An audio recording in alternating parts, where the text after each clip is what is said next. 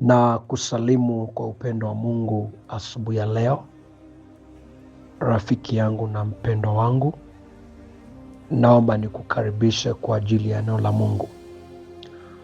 Ujumbe wetu nasema kuondoa minyororo mzito juu yako.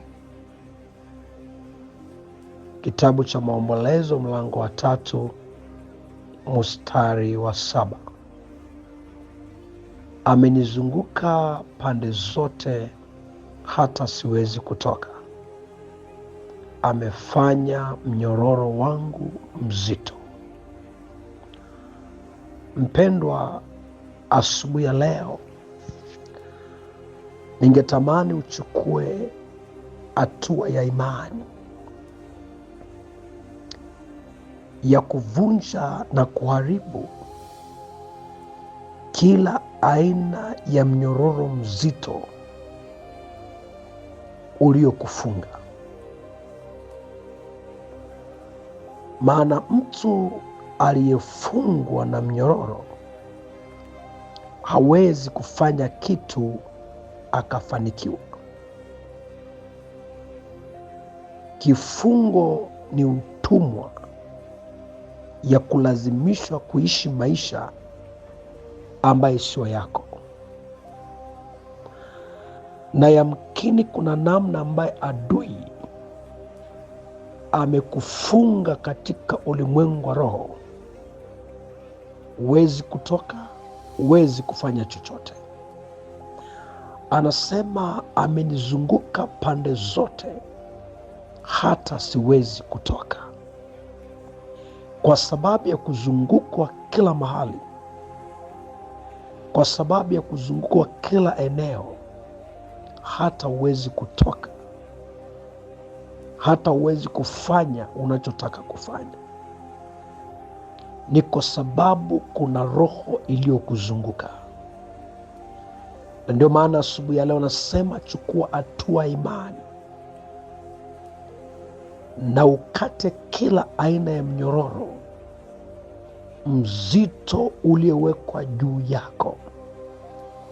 Maana nasema amefanya mnyororo wangu mzito.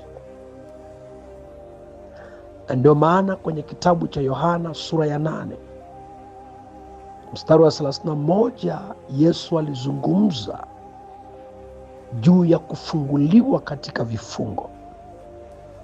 Anasema nanyi akawaambia wale baadhi ya Wayahudi waliomwamini, wakikaa katika neno watakuwa huru. Ni kumaanisha hawa watu walikuwa kwenye vifungo, lakini neno la kweli la Kristo lina uwezo wa kumwondoa mtu katika vifungo.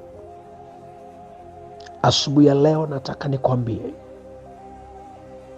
neno la Mungu lina uwezo wa kuondoa kila mnyororo mzito juu yako, wa kuondoa kila ulichozungushiwa pande zote. Wamezungusha kwa watoto, wamezungusha kwenye maono yako. Huwezi kutoka wala huwezi kufanya chochote. Lakini unapochukua hatua ya imani na kumwita Bwana,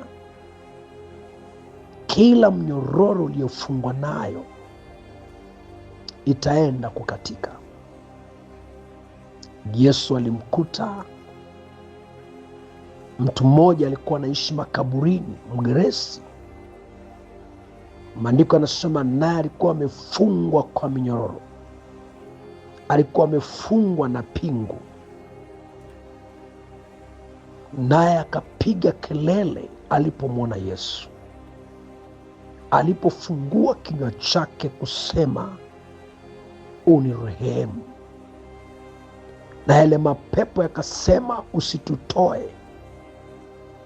Lakini kwa sababu Yesu alikuja ili kuweka huru waliofungwa, alikwenda kumfungua yule mtu. Hakuishi tena makaburini. Aliyaondoa yale mapepo yalikuwa yanamtesa. Na asubuhi ya leo nataka niseme mpendwa, kila aina ya mnyororo iliyofunga maisha yako, iliyofunga familia yako, iliyofunga huduma yako, Mungu akauondoe ili uweze kutoka na kufika mahali unakotamani kwenda.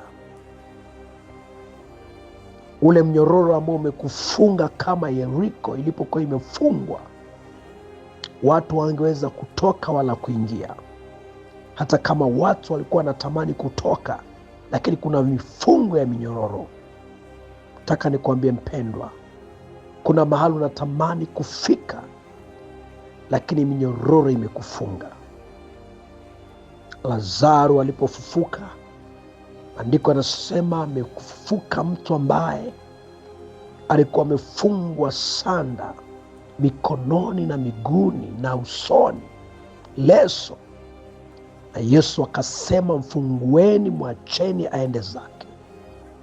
Kifungo kinamzuia mtu asiende. Kifungo kinamzuia mtu asiinuke.